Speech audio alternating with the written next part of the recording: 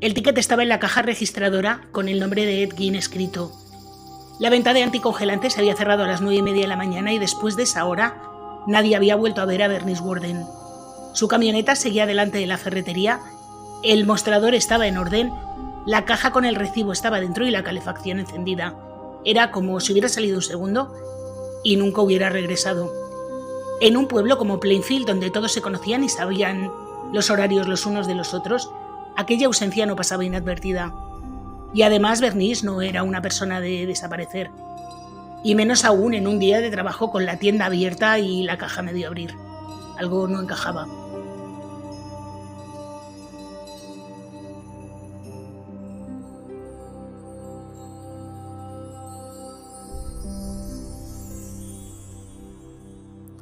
Hola a todos, yo soy Julia y hoy os traigo un caso icónico de la crónica negra mundial. Un caso que ha inspirado novelas, canciones y películas tan conocidas como Psicosis, La Matanza de Texas o incluso El Silencio de los Corderos. Este es un caso que llevo muchísimo tiempo pensando en hacer y que me he decidido a traerlo hoy porque precisamente hoy se estrena en Netflix la serie de Ed Gein. Y estoy convencida de que a muchos os picará la curiosidad de ver imágenes reales y conocer el caso sin una pizquita de ficción. Así que ya sabes, si quieres saber más, sé bienvenido. Aprovecho para agradeceros que veáis mis vídeos y ya sabéis que si os gustan, os podéis suscribir, dejarme un like, activar la campanita, comentar, compartir y todas estas cosas. Aprovecho también para deciros que tengo un segundo canal, letra pequeña, que os dejo enlazado en la cajita de información. Y bueno, ya no me enrollo más y vamos con la historia. El 16 de noviembre de 1957, en Plainfield, un pueblo perdido de Wisconsin, la rutina se rompió en 1000 pedazos. Bernice Warden, la dueña de la ferretería local, desapareció en pleno día. Su coche seguía aparcado en la puerta, la tienda estaba abierta y había un rastro de sangre que no dejaba lugar a dudas. Algo horrible había ocurrido allí dentro. Los vecinos, acostumbrados a la tranquilidad de un lugar donde lo más emocionante era la feria del pueblo, se vieron de golpe frente a un misterio bastante macabro. Las sospechas no tardaron en recaer sobre un hombre extraño, solitario y con fama de rarito, Edward Theodore Gein. A Ed, como lo conocía todo el mundo, lo arrestaron ese mismo día. Horas después, los agentes entraron en su granja, un lugar apartado, lúgubre y desordenado, con la pintura de las paredes que se caía a trozos y la sensación de que el tiempo llevaba detenido allí bastantes décadas. Lo que encontraron dentro se convirtió en una auténtica pesadilla. Restos humanos por todas partes, muebles tapizados de piel humana, calaveras convertidas en cuencos, máscaras con piel arrancada de rostros y una escena tan espantosa que ni los veteranos de guerra podían soportarla. El hallazgo, como os podéis hacer una idea, sacudió a todo el país y surgió evidentemente una pregunta bastante inevitable. ¿Quién era capaz de vivir rodeado de semejante horror? Pues para entenderlo había que retroceder varias décadas hasta 1906, cuando nació Edward Theodore Gein, el segundo hijo de George y Augusta Gein. Desde el principio de su vida, la verdad es que el pequeño Ed no tuvo muchas oportunidades. Su padre George era un alcohólico sin rumbo, incapaz de mantener un empleo estable, que se refugiaba en la bebida mientras su carácter se volvía cada vez más violento y amargado. Augusta, en cambio, era el polo completamente opuesto, una mujer profundamente religiosa, fanática hasta la obsesión. Su Biblia no solo era su libro de cabecera, sino el manual con el que regía la vida de toda la familia. Para Augusta el mundo estaba dividido en dos. Por un lado, los hombres trabajadores, obedientes y temerosos de Dios, y por otro, las mujeres, criaturas corruptas, pecadoras y causantes de todo mal. Y a sus hijos les repitió esto como un mantra hasta que a los niños se le metió la historia entre ceja y ceja. Henry, el primogénito, y Ed crecieron en un ambiente en el que los sermones diarios sustituían a las conversaciones normales de cualquier familia. Augusta les advertía continuamente de los peligros de la carne, de la perversión femenina y de la condena eterna, como si ella no fuera una mujer. Ella lo mismo era un palo de cera, yo qué sé. El pequeño Ed aprendió desde muy pronto que su destino iba a estar bastante más limitado que el del resto de los niños que conocía. Ed simplemente tenía un destino que era obedecer a su madre, temer a Dios y desconfiar de cualquiera que no encajara en el rígido molde moral que su madre imponía. Cuando Ed era muy pequeño, la familia se trasladó a una granja a las afueras de Plainfield, donde quedaron prácticamente aislados del resto del mundo. La casa era fría, oscura y siempre estaba bajo la sombra de Augusta. No había visitas, no había amigos, no había fiestas, solo trabajo duro en el campo y las lecciones eternas de la madre y sus sermones con el run run run. Si Henry o Ed intentaban acercarse a otros niños, Augusta se encargaba de recordarles que el contacto con el exterior corrompe el alma. La granja en la práctica era una prisión y ella era la carcelera. El contraste entre los padres, por otra parte, era brutal. George, cuando no estaba bebiendo, apenas decía palabra. Augusta, en cambio, hablaba por los dos. Lo que opinaba ella era lo que contaba, y para Ed la figura materna se convirtió en el eje absoluto de su vida. Era la única autoridad, la única verdad, la única mujer pura en el mundo, que según Augusta, por otra parte, estaba llena de tentaciones diabólicas. En la escuela Ed se mostraba tímido y retraído, no era mal estudiante, pero sufría de las burlas de sus compañeros. Sus gestos torpes, su tendencia a reírse nerviosamente en los momentos menos oportunos y sobre todo su aislamiento, le convirtieron en blanco de bromas bastante crueles. En lugar de defenderle, a Augusta le echaba unas broncas tremendas y los demás le atacaban. Según ella, era porque Ed no se comportaba con suficiente rectitud. Así que el niño aprendió a callar y a refugiarse en su propio mundo interior. A pesar de todo esto, Ed idolatraba a su madre. La escuchaba con devoción cuando hablaba de Sodoma y de la perversión de las mujeres y de la imperiosa necesidad de mantenerse puro.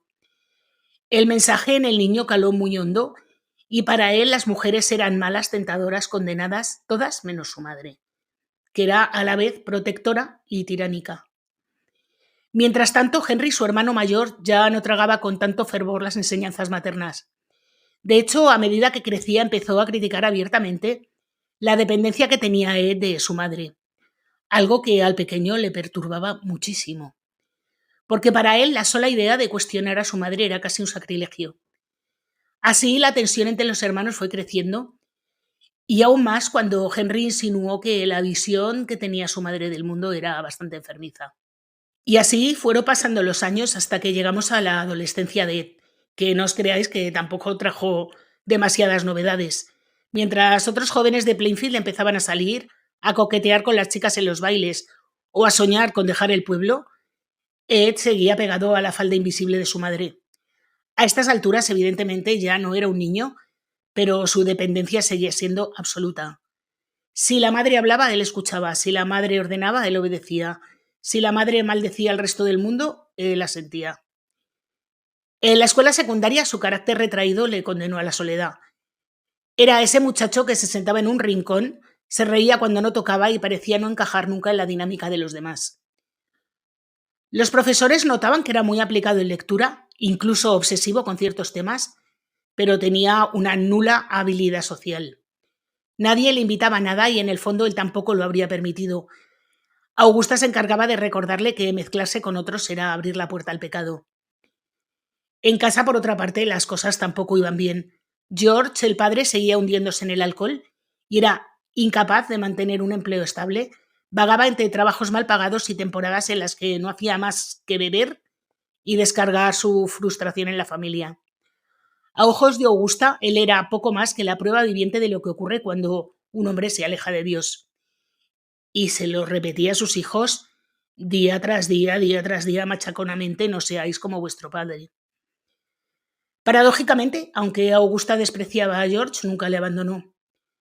Tal vez porque el divorcio era pecado o quizá porque necesitaba un ejemplo cercano para alimentar su discursito moral. En cualquier caso, Ed creció viendo cómo su madre dominaba la casa y cómo su padre se desmoronaba lentamente. No era precisamente, la verdad, un modelo de familia ideal.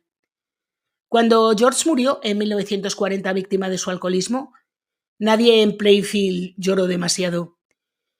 Henry y Ed se hicieron cargo de la granja y aunque el mayor de los hermanos tenía una visión más crítica sobre su madre, Ed cada vez se aferró más a ella. Para Ed, la muerte del padre fue casi una confirmación de que su madre tenía razón. Los débiles y los viciosos terminan en la tumba. Fue entonces cuando la tensión entre los hermanos se hizo evidente. Henry empezó a hablar con vecinos y amigos sobre lo enfermizo de la relación de Ed con su madre. Comentaba medio en serio, medio en broma que aquello no era normal, que Ed parecía incapaz de pensar por sí mismo. Y como era de esperar, esos comentarios llegaron a oídos de Ed, que no soportaba la idea de escuchar críticas hacia su madre. Lo irónico es que en medio de aquel ambiente opresivo, Ed seguía siendo visto por el pueblo como alguien inofensivo, callado y raro, pero sin maldad aparente. Algunos incluso le contrataban para pequeños trabajos como arreglar cercas, cuidar niños o hacer chapuzas en las granjas. Y va pasando el tiempo hasta que llegamos al año 1944, cuando se produjo un suceso bastante inquietante. En la granja de los Guin se declaró un incendio en el que estaban presentes Henry y Ed. Cuando los bomberos llegaron, el fuego había arrasado parte de las tierras. Lo extraño fue que Henry apareció muerto tendido en el suelo, con signos bastante poco claros de cómo podía haber terminado así. Ed aseguró que se había separado de él en medio del humo y que lo había encontrado ya sin vida. El parte oficial habló de asfixia, pero algunos vecinos nunca dejaron de sospechar. ¿Había tenido Ed algo que ver? ¿Fue un accidente o una oportunidad de librarse del único testigo que cuestionaba la relación con su madre? La policía no investigó demasiado. Al fin y al cabo era Plainfield, un lugar donde los incendios se apagaban con cubos de agua y donde la idea de un fratricidio sonaba más a novela barata que a realidad. El caso se cerró como un accidente y Ed quedó libre de toda sospecha. Con Henry muerto y George enterrado, solo quedaba Augusta, exactamente como a Ed le gustaba. El golpe definitivo llegó un año más tarde, en 1945, cuando Augusta sufrió un derrame cerebral. Ed, que para entonces ya había pasado de ser un hijo obediente a ser prácticamente su enfermero, se volcó en cuidarla. Su dependencia mutua era absoluta. Cuando finalmente murió de un segundo derrame, Ed se quedó solo en la granja rodeado de silencio, con una casa enorme donde solo una habitación estaba intacta, la de su madre. La había convertido en un santuario intocable. Cuando Augusta murió, Ed quedó completamente descolocado. No os hablo de la tristeza normal que siente cualquiera cuando fallece su madre, sino de un vacío existencial que lo dejó completamente a la deriva. Y como os digo, Ed clausuró una habitación y la mantuvo intacta como si su madre fuera a regresar en cualquier momento. El resto de la casa, en cambio, empezó a desmoronarse a trocitos. El polvo, la suciedad, el desorden y un olor que nadie se atrevería a describir. Era como si hubiera dos mundos bajo el mismo techo. Por un lado, el santuario de Augusta, perfectamente preservado, y el resto, un vertedero en el que Ed se dejaba llevar por la desidia. A estas alturas, la imagen que los vecinos tenían de él empezó a volverse un tanto ambigua. Seguía siendo, por un lado, el vecino raro que hacía trabajos ocasionales y cuidaba a los hijos de otros, una ironía digna de una peli de terror, pero también era un hombre cada vez más aislado. Apenas se le veía en el pueblo, salvo para hacer recados, comprar en la ferretería o pasar por el correo.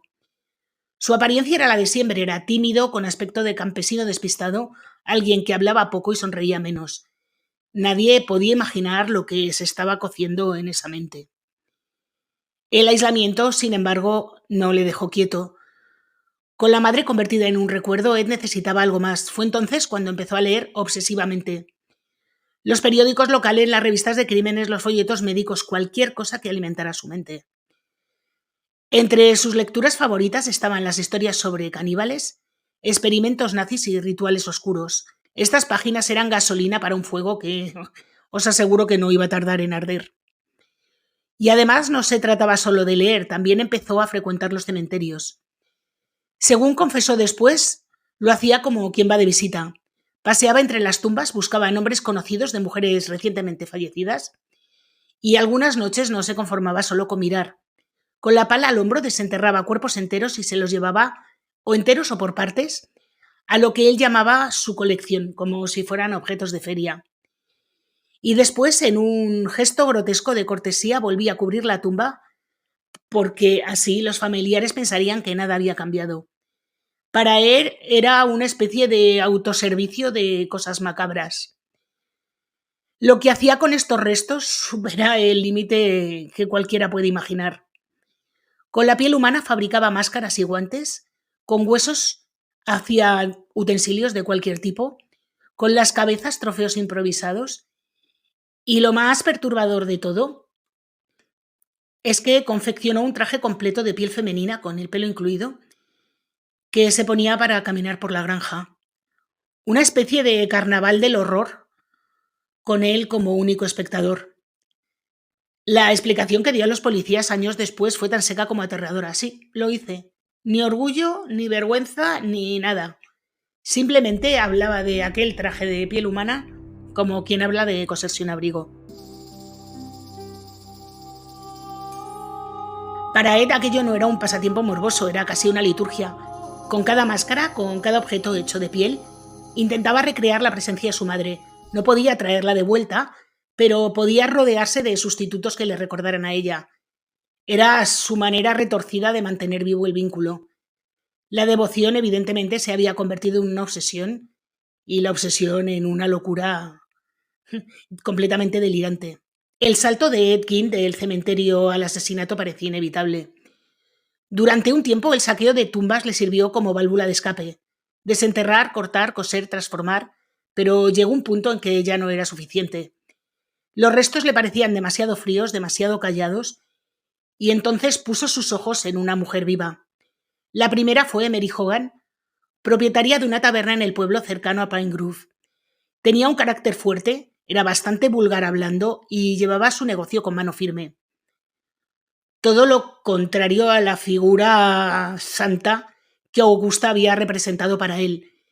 Y precisamente por eso Ed la odiaba y la necesitaba al mismo tiempo. Según contaría después, se parecía físicamente a su madre, pero su personalidad era pecaminosa. Para él, Mary encarnaba lo prohibido. En la Navidad de 1954 fue cuando Ed se decidió a actuar. Entró en la taberna armado y le disparó en la cabeza. Sin grandes planes y sin una huida espectacular, cargó el cuerpo en su camioneta y se lo llevó a la granja. Allí lo colgó y lo mutiló del mismo modo en que más tarde lo haría con Bernice Worden. Para él no hubo grandes diferencias entre un cuerpo recién robado y uno al que acababa de quitar la vida. Solo había cambiado el método de adquisición. El crimen de Mary Hogan quedó envuelto en misterio durante muchos años. Los vecinos comentaban su desaparición, aunque algunos decían que había huido con un amante. A nadie se le pasó por la cabeza que Ed Gein, aquel hombre flacucho y reservado, que seguía apareciendo con la misma pinta de mosquita muerta por el pueblo, era quien había cogido a Mary y la había colgado en la cocina de la granja. 3 años después le llegó el turno a Bernice Worden, dueña de la ferretería de Plainfield. Una mujer bastante conocida y respetada, el tipo de persona al que todo el mundo saludaba cuando entraba en el negocio. Ed había estado visitando la tienda con frecuencia, siempre con excusas torpes y siempre con esa mirada huidiza que no parecía esconder nada. Hasta que el 16 de noviembre de 1957 entró de nuevo, esta vez con munición en el bolsillo. Sabía exactamente lo que quería ver y también sabía que su hijo, que era ayudante habitual en la tienda, no estaba ese día. Disparó a Bernice y lo hizo sin temblar. Luego cargó su cuerpo en la furgoneta y lo llevó a su casa, repitiendo el mismo ritual que había hecho con Mary. Cuando a media tarde el hijo de Bernice volvió a la tienda, se encontró todo como siempre, pero el mostrador vacío, la caja registradora abierta con un ticket que ponía Ed Gein un galón de anticongelante y un reguero de sangre que iba hasta la parte trasera de la tienda. Fue entonces cuando avisó a la policía, que pensó que, dado que la última persona que había visto a Bernice con vida era Ed Gein, había que encontrarle. Y localizarle fue bastante sencillo. Le encontraron al volante de su coche. Así que le pidieron que contara qué había hecho ese día y Ed Gein se hizo un poquito de lío. Y cuando el agente le dijo que aquello no tenía ningún sentido, Ed aseguró que le había entendido una trampa. Y el agente le dijo, ¿para qué? Y él respondió como quien comenta el parte meteorológico, que la señora Worden estaba muerta, ¿no? Y con ese arranque de lucidez selectiva bastó para que se lo llevaran a la comisaría. Mientras tanto, el sheriff y el jefe de investigación entraban en la granja. Noche cerrada, linternas en mano, ventanas llenas de porquería por las que no se veía nada y un farol de queroseno así como dispendio tecnológico. Cuando abrieron la puerta, chocaron con algo bastante pesado que colgaba.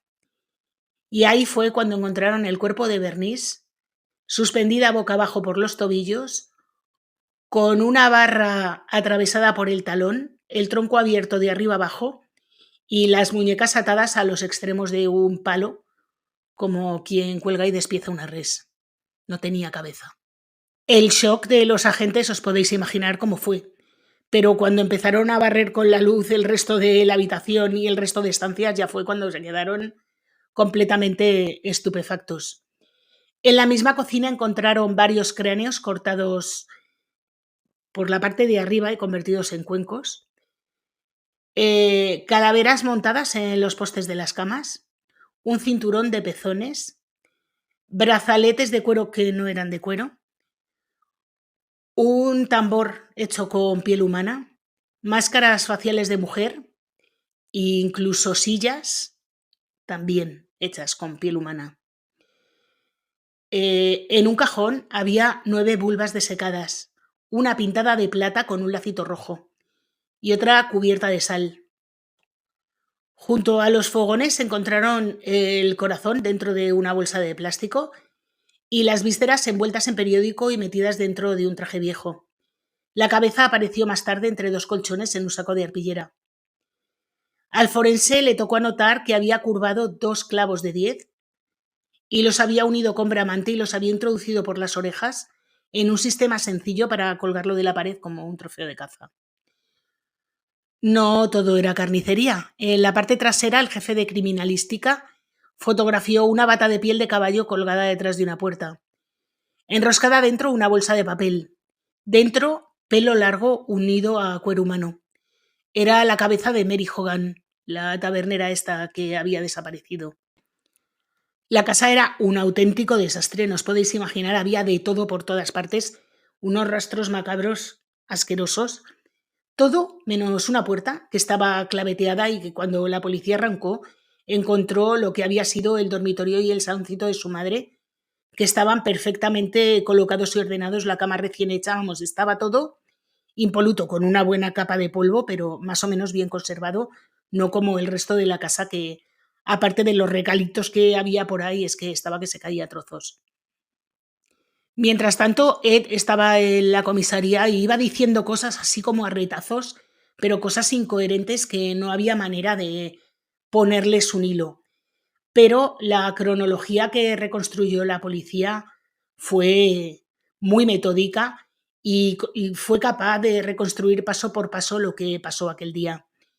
Ed había ido la víspera a preguntar por anticongelante y de paso había confirmado si el hijo de Bernice estaría al día siguiente cazando. Así que volvió por la mañana con un bidón, salió y regresó porque quería ver un rifle de los nuevos.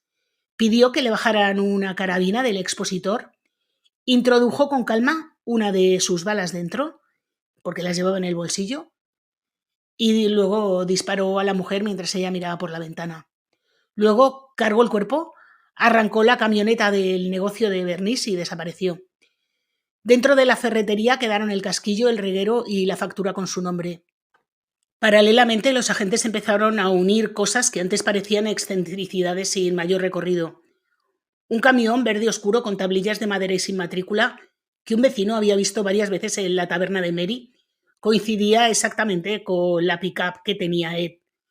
La frase que Ed repetía en el bar continuamente, Mary está en mi granja, fui a por ella en la pick-up, dejó de ser un chascarrillo, y un montón de detallitos que iban cuadrando con todo lo que habían encontrado en la casa. La noche en la que los agentes entraron en la granja de Ed, entró también un equipo entero de criminalística que se puso a embalar piezas como si aquello pudiera clasificarse de alguna manera. Tantas cosas encontraron que el laboratorio, a pesar de pedir refuerzos, necesitó mucho tiempo para ordenar todo lo que se había encontrado y determinar si aquello era humano, si procedía de alguien vivo o no. Y por supuesto, además de registrar la casa, pues hablaron con Ed. Durante los interrogatorios, Ed Gein parecía vivir en una realidad paralela. Eso sí, contestaba con mucha calma, como si hablara de la lista de la compra, mientras los agentes ojopláticos le miraban sin dar crédito. Cuando le preguntaban si había usado máscaras de piel humana, él respondía con un sí seco, sin emoción. También confesó que había confeccionado un traje completo con el que se paseaba por la granja, como os he dicho, y todo lo decía así, sin dramatismo, como quien recuerda haberse paseado con un abrigo. Explicó que llamaba a su macabra colección Mis Cosas y que no siempre se llevaba un cuerpo entero. A veces solo necesitaba la cabeza, otras la piel, y luego devolvía el ataúd a la tierra como para que nadie sospechara. Esa frialdad dejó helados a los investigadores, que empezaron a pensar que en el fondo aquello no eran simples trofeos, sino un torpe intento de reconstruir a su madre. Los psiquiatras que le evaluaron describieron a Ed como un hombre de inteligencia normal, incluso con buen vocabulario, pero emocionalmente atascado en la adolescencia. No entendía la diferencia entre lo moralmente aceptable y lo que no. Para él, desenterrar un cuerpo y hacer con él lo que quisiera no era peor que despiezar un animal. En cierto modo, era un campesino que nunca salió de la lógica de la granja, solo que aplicó esa lógica al ser humano. Aseguró que estaba un poco traumatizado porque cuando era niño veía a su padre colgar a los cerdos y a su madre acabar con ellos, y que él había intentado hacer lo mismo con las mujeres a las que se había llevado, es decir, con Mary y con Bernice, porque nunca confesó más muertes que las de Mary y la de Bernice. Se sospecha de muchísimas más. Los investigadores incluso pensaron en una desaparición de una chica de 15 años, hacía unos años, pero no pudieron imputarle ninguna muerte más. Mientras tanto, la prensa hacía su agosto. Los periódicos hablaban de la Casa de los Horrores y del carnicero de Plainfield. La imaginación popular voló más allá de lo que realmente se había probado. Rumores de canibalismo, de necrofilia y de ritos satánicos circulaban por todas partes. Nunca se comprobó jamás, pero con lo que ya estaba documentado creo que ya había bastante. Plainfield, que era un lugar en el que nunca pasaba nada, se había convertido en sinónimo de pesadilla. El juicio público contra Ed Gein empezó muchísimo antes de que él pisara un tribunal. En la calle, en los bares, en los periódicos, ya estaba sentenciado. Era un monstruo, un psicópata, un demonio con cara de campesino tímido. Sin embargo, en los despachos de las autoridades la discusión era muy diferente. ¿Realmente era alguien consciente de sus actos o un enfermo mental incapaz de distinguir el bien del mal? El fiscal del condado lo tenía claro, había que juzgarlo cuanto antes. La defensa, en cambio, presionaba para que se le realizara una evaluación psiquiátrica completa. Y ahí es donde se abrió una grieta. Porque ¿qué pasaba si se determinaba que Ed no estaba en sus cabales? Para la gente de Plainfield significaba en la práctica que se iba a librar de la cárcel. Y en los años 50 hablar de internamiento psiquiátrico sonaba más a escapatoria que a castigo. La presión era enorme. El fiscal sabía que el pueblo no iba a aceptar un diagnóstico clínico como excusa. La idea de que Ed pudiera volver a salir algún día, aunque fuera tras décadas de encierro médico, resultaba intolerable. Pero al mismo tiempo los propios investigadores reconocían que lo que habían visto en aquella granja iba más allá de la pura maldad. Había un componente de locura que no se podía maquillar. Cuando finalmente evaluaron a Ed, los resultados fueron tan previsibles como incómodos. Inteligencia media sí, pero delirios persistentes, pensamientos obsesivos con la figura materna, incapacidad de asumir la responsabilidad de sus actos y, lo más llamativo, ausencia total de remordimiento. A los psiquiatras les quedó clarísimo que aquel hombre estaba gravísimamente enfermo y para ellos encajaba de lleno con la definición legal de persona inimputable. Pero que la ciencia dijera algo no significaba que la opinión pública lo aceptara. Los vecinos de Plainfield, como os he dicho antes, estaban indignadísimos. Habían convivido con Ed toda la vida, le habían visto ayudar con trabajos menores, incluso cuidar niños, y nunca en la vida le habían visto perder el control. Y ahora les decían que era un esquizofrénico con alucinaciones violentas. y a muchos aquello les sonaba a invento de abogados y de psiquiatras para salvarle el cuello. La tensión creció cuando se discutió si debían exhumar tumbas para comprobar si realmente Ed había dicho la verdad sobre los robos en el cementerio. El fiscal quería pruebas físicas para convencer a la gente porque nadie iba a creerse un informe del laboratorio que hablara de suelo removido. El pueblo quería abrir ataúdes y ver con sus propios ojos qué faltaba dentro. Pero había un problema práctico. Excavar en pleno invierno en Wisconsin era prácticamente imposible y además suponía un gasto que el condado no podía permitirse. Y mientras se debatían entre la logística y la política, Ed fue trasladado a un hospital psiquiátrico. Allí, por supuesto, se convirtió en el paciente más célebre de la institución. Le sometieron a pruebas interminables, desde análisis físicos que confirmaron que Ed estaba en plena forma, hasta análisis psiquiátricos que decían que estaba fatal. Mientras tanto, Ed Gein protestaba por cosas mínimas como dolores de cabeza, náuseas, hasta las cosas más insospechadas como pedir una silla de ruedas, porque decía que no aguantaba los exámenes físicos. El mismo hombre que había levantado ataúdes y arrastrado cuerpos ahora se quejaba por caminar en una cinta.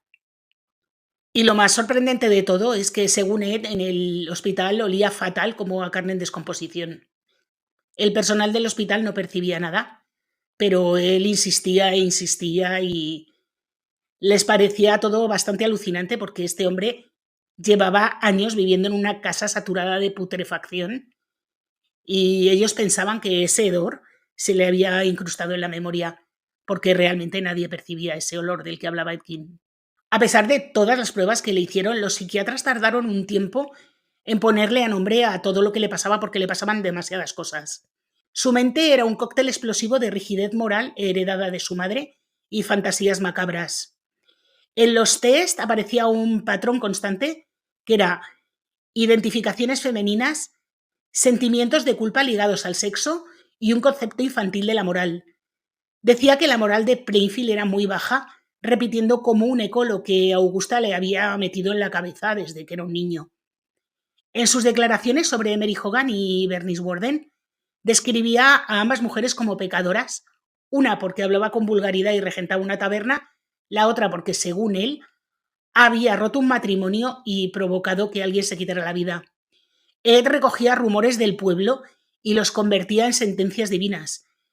En su cabeza no había acabado con ellas, sino que había castigado a dos mujeres pecadoras. A la hora de explicar por qué lo había hecho, Ed rara vez se responsabilizaba. Decía que si sus vecinos hubieran estado más atentos con él, quizá no se habría sentido tan solo ni hubiera terminado haciendo cosas ilegales, entre comillas. Era la forma que tenía de exculparse él y culpar a los demás de lo que había hecho.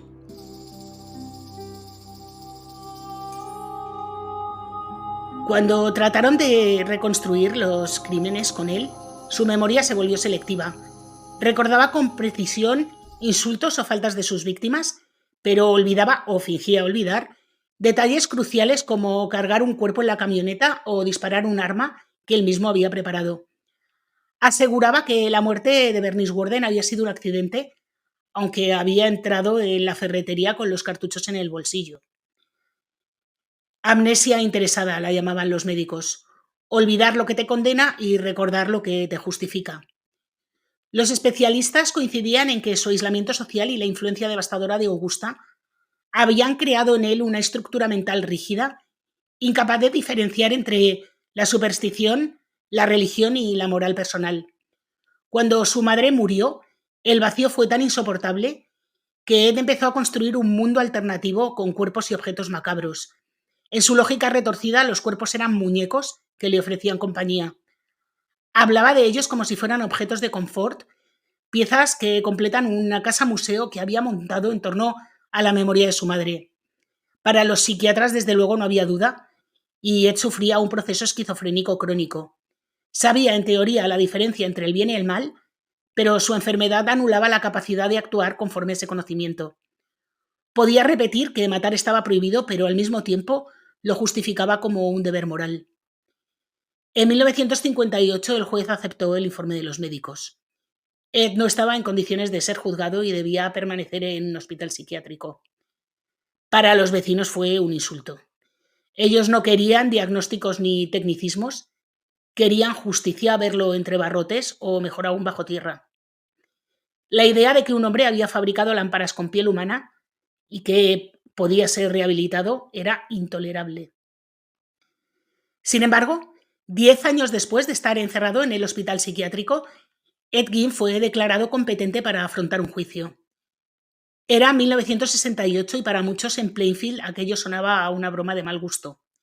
Ed, sin embargo, estaba encantado porque él pensaba que la gente iba a entender por qué lo había hecho. El juicio arrancó el 7 de noviembre de 1968 en un ambiente cargado de expectación. La sala estaba repleta de periodistas curiosos y vecinos que habían convivido con él toda la vida. No hubo jurado popular porque Ed optó por un juicio con juez. El fiscal presentó su caso en un solo día. No hacía falta más. Las pruebas hablaban por sí solas. La defensa, por supuesto, se apoyó en la demencia, es decir, Ed Gein no era culpable por enajenación mental. Fue un trámite porque el 14 de noviembre el juez le declaró culpable de asesinato, pero acto seguido comenzó la segunda parte del proceso, decidir si Ed estaba cuerdo o no. Y tras 2 días de testimonios psiquiátricos, la conclusión fue de que Ed era legalmente inocente entre comillas, claro.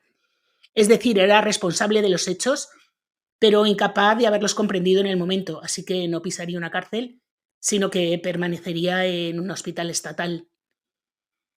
La decisión dejó un regusto muy amargo en el pueblo, porque técnicamente el fallo no cerraba la puerta a que algún día pudiera ser liberado. Y por si esto fuera poco, en 1974 Ed Gein se atrevió a solicitar la libertad condicional. Evidentemente le dijeron que de ninguna de las maneras. Mientras tanto, Ed Gein se convirtió en un paciente modelo. Leía en los informes y se le podía ver tranquilo, obediente, colaborador. Pasaba los días leyendo, viendo la televisión y haciendo pequeños trabajos dentro del hospital. Le describían como un hombre contento de vivir día a día, un retrato que visto desde fuera sonaba casi insultante. En 1978 fue trasladado a otro hospital porque en el que estaba se convirtió en una prisión. Y allí siguió con la misma rutina monótona de siempre sin causar problemas. Falleció el 26 de julio de 1984, cuando murió de insuficiencia respiratoria con 77 años. Fue enterrado en el cementerio de Plainfield. Ironías de la vida, acabó compartiendo tierra con algunos de aquellos a los que había desenterrado años antes. Paralelamente, durante los años de encierro de Ed Gein, la granja se convirtió en un problema muy incómodo para el condado. Nadie quería aquella propiedad, pero tampoco podían simplemente borrarla del mapa. En marzo de 1958 pasó a manos del condado y se decidió subastarla. Antes, una empresa local tuvo la brillante idea de organizar visitas guiadas cobrando 50 centavos por entrada. Un tour por la Casa del Horror, con las estancias todavía impregnadas del hedor y la memoria de lo que allí había ocurrido. Los vecinos nuevamente protestaron, ya tenían bastante mala fama como para convertir la granja en un parque temático. Cuando se cerró el plazo para las inscripciones de la subasta, hubo más de 20.000 personas apuntadas. Aquello era como un circo. Unos habían ido a ver la granja por simple morbo y otros por auténtico interés en comprar. Pero justo una semana antes de que se celebrara la subasta, la casa ardió en un incendio provocado. La mayoría de los habitantes del pueblo respiraron aliviados al ver desaparecer entre el humo y las brasas un lugar que había marcado para siempre a la comunidad. Quedaron en pie solo los cimientos y unos viejos cobertizos. El resto se redujo a cenizas, como si el propio pueblo hubiera decidido purgar el terreno. Cuando finalmente se subastó, lo que quedaba de la propiedad se vendió por menos de $4.000. El dinero sirvió para cubrir, aunque fuera mínimamente, los gastos del proceso judicial y la investigación. Durante los años posteriores, cazadores y curiosos que merodeaban por los alrededores seguían encontrando huesos humanos en los campos cercanos. Cada hallazgo era un recordatorio de que el fuego había destruido las paredes, pero no la sombra que proyectaba el lugar. El caso, la verdad es que podría haberse desvanecido en el tiempo, reducido a una mera anécdota, pero no ocurrió así. En 1959, el escritor Robert Bloch, que vivía en Wisconsin, tomó la historia como inspiración para su novela Psycho. Apenas un año después, Alfred Hitchcock adaptó el libro al cine y dio vida a Norman Bates, un personaje que heredaba de Gaines su obsesión por su madre y el gusto macabro por la muerte. A partir de ahí, la influencia de este caso se multiplicó y así se publicó La Matanza de Texas en 1974, El silencio de los corderos en 1991 y La casa de los mil cadáveres en 2001. Ed Gein, aquel hombre tímido y sencillo, al que los vecinos dejaban cuidar a sus hijos, acabó convertido en el molde del monstruo moderno. Sus crímenes tan grotescos y a la vez tan rurales rompieron la idea de que lo macabro estaba reservado para grandes ciudades y relatos de ficción. Y por supuesto, el pueblo sigue siendo centro de peregrinación para muchísima gente que lo visita para ver los locales donde antes estaba la ferretería, donde antes estaba el bar, donde antes estaba la granja. Bueno, Plainfield es, no os podéis imaginar, uno de los sitios más visitados de Wisconsin. Como podéis imaginar, la figura de Ed Gein se ha convertido en un símbolo de la crónica negra, especialmente estadounidense, pero realmente es una figura en todo el mundo. Tanto que incluso tiene un museo en Georgia y otro en Wisconsin. Realmente es un recorrido por una reproducción que se ha hecho de la casa tal y como estaba cuando llegaron los investigadores. Muchas cosas son reproducciones, pero afirman que también tienen piezas únicas. Hay un montón de documentos. Es una casa que se ha hecho en 2 plantas. Yo no la he visto vídeos de cómo es y la verdad es que es espeluznante.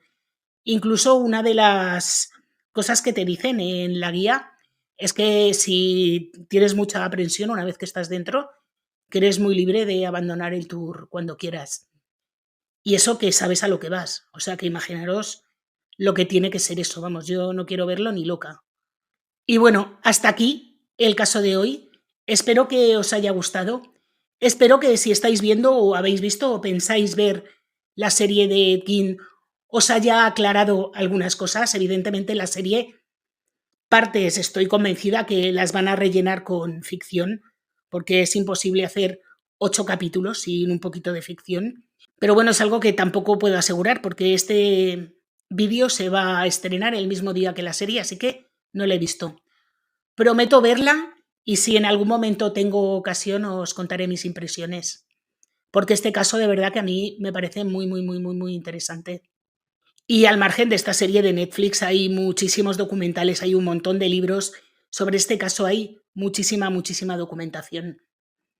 Os voy a dejar parte de lo que yo he utilizado detallado en la caja de información por si os interesa, pero ya os digo que podéis encontrar un montón de cosas, tanto en internet como en las hemerotecas, como libros en Amazon. Y si tenéis curiosidad por ver los objetos que encontró la policía en casa de Ed Gein, hay infinidad de fotos en Google. Yo no las he puesto porque a mí estos temas tan morbosos no me gustan absolutamente nada, pero a poquito que busquéis, si os gusta, seguro que encontráis hasta lo que no queréis ver. Y bueno, como digo, hasta aquí el caso de hoy. Si os ha gustado, por favor, dejarme un like, activar la campanita, comentar, compartir. Y ya sabéis que subo vídeo todos los viernes, así que hasta la semana que viene.